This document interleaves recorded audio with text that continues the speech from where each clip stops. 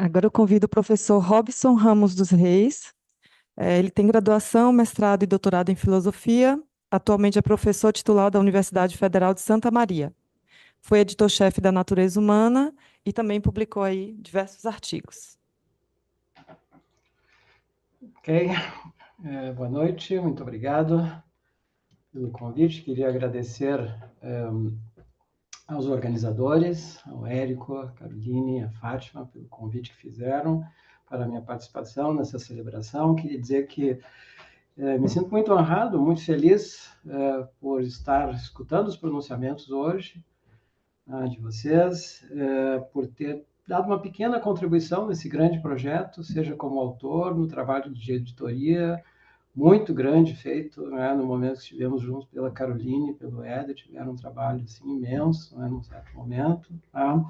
É uma alegria para mim, então, ter participado, né, dado uma pequena contribuição nesse projeto. Também queria registrar muitos alunos e alunas minhas, né, foram estimulados a começar a publicar na Natureza Humana com resenhas, depois se tornaram autores.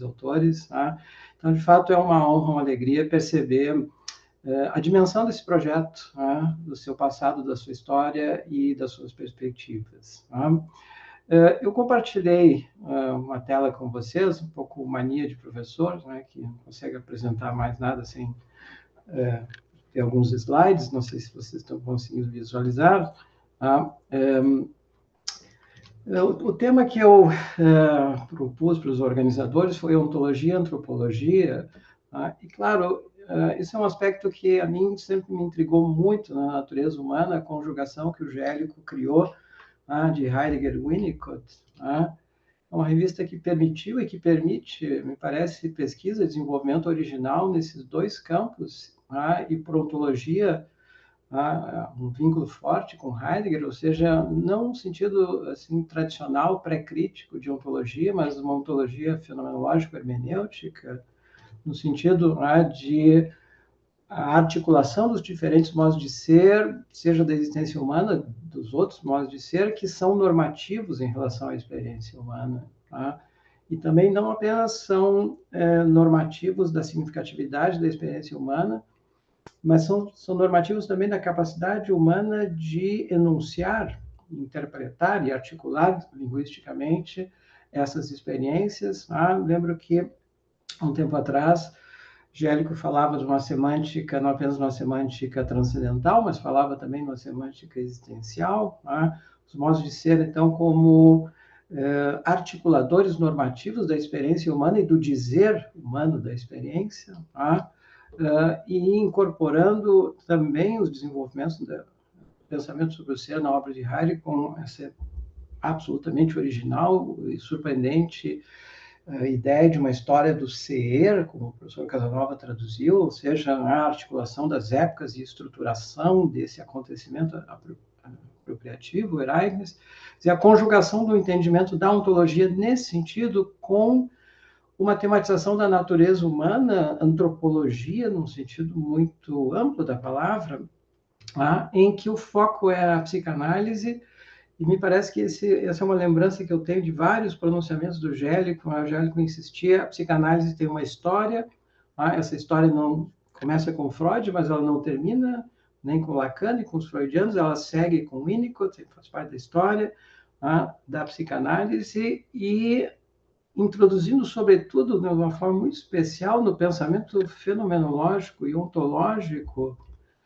a ideia de desenvolvimento, mas não com foco específico no interesse específico da psicanálise e para a psicologia, mas algo muito surpreendente que seria o chegar a ser ser no mundo, ou no Heidegger tardio, o chegar a ser mortal.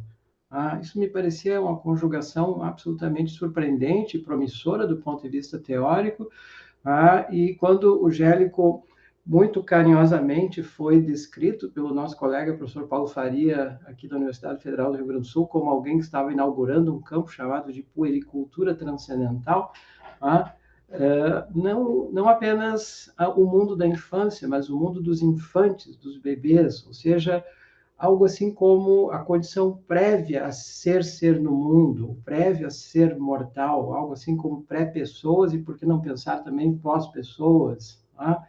Essa conjugação, né, em que os estudos nesses dois domínios poderiam ser postos, tá, em conjugação, em combinação, tá, numa pergunta um pouco esquemática, como é que devem ser, mas sobretudo como é que devem desenvolver, maturar os humanos para que eles possam chegar a ser essa abertura para ser.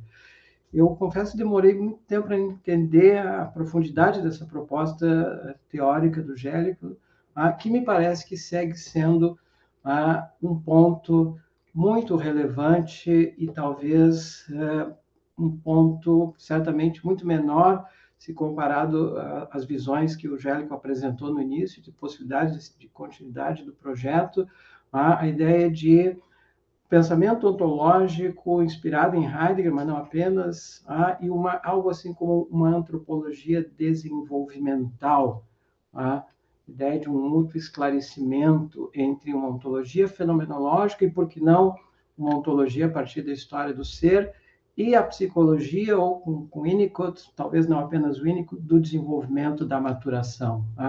Me parece que aqui nós temos um campo possível de investigações, de trabalho conjunto com pessoas da filosofia, mas também com pessoas da psicologia, do desenvolvimento, da psicanálise.